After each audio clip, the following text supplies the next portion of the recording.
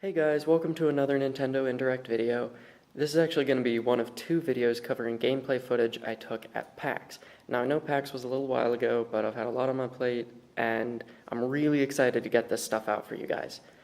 So this one is going to be on the Shovel Knight Plague of Shadows DLC, which premiered at PAX East this year, and the other one is going to be on Splatoon. They were really fun, and I hope you enjoy this video. So, this is the demo for Shovel Knight Plague of Shadows that premiered at PAX East this year. Plague of Shadows is an upcoming DLC pack for the retro-inspired indie game Shovel Knight by Yacht Club Games. Now, in Plague of Shadows, you're not playing as Shovel Knight.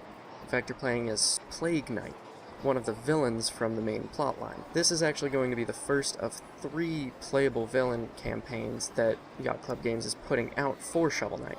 And the first thing you'll note about Plague Knight is that instead of a shovel, he uses chemical bombs that he mixes up himself. And he's also pretty fast. This video is sped up a bit, but he is a bit faster than Shovel Knight at base. Now, I'm glowing a bit, and with that, whenever you throw a bomb, if you hold down the button you used to throw it, you can do a super jump that can damage enemies and launch you really high.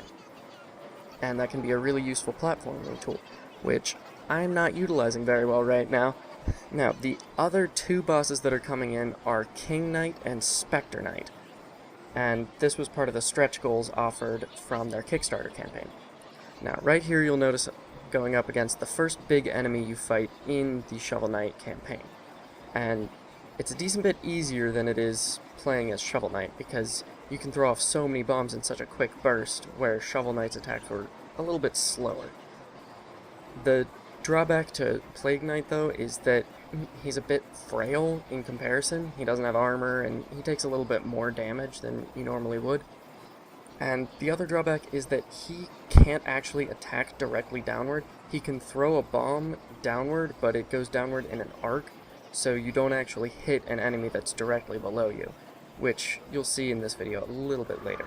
Now, the release for Plague of Shadows is set as Q2 2015, but it's a bit ways through Q2, so I'm thinking we won't see it. Now, as you're going along, you're picking up little pieces of slime from the slime enemies, bits of dirt like you just saw, coins, bones, gems, all of that.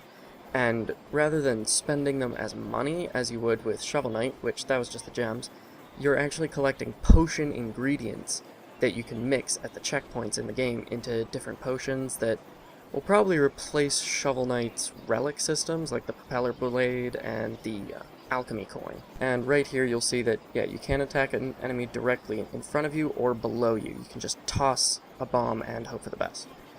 Now, I'm actually pretty interested to see what sort of potions we'll come up with, whether there'll be something bouncy when you create the slimes like the slime ball that Shovel Knight had, or, kind of anything.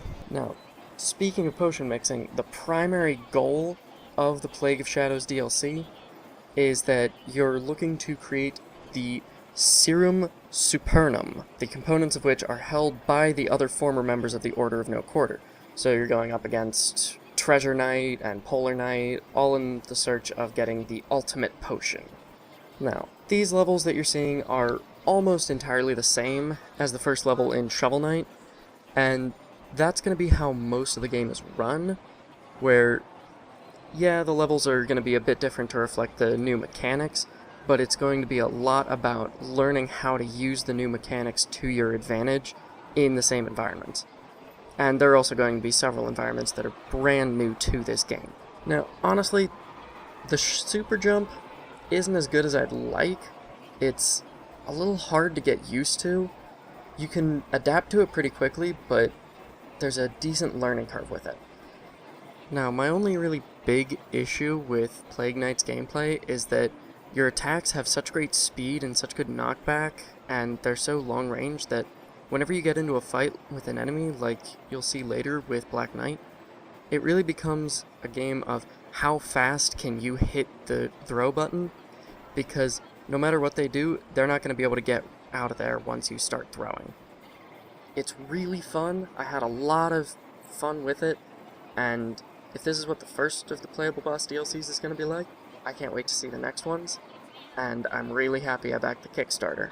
Shovel Knight Plague of Shadows is set to release in Q2 2015 right now, and it's going to be free for anyone who has the main game already. So yeah, I hope you guys enjoyed that look at the next Shovel Knight DLC called Plague of Shadows. This is actually one of 2 videos from my PAX coverage.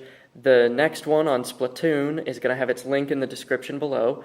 Also in the description below is going to be the link to my primary blog, where I post not only these videos, but articles, screenshots, that sort of thing. And yeah, if you like this video, send me some feedback. I'd love to hear from you guys, and check out my other videos.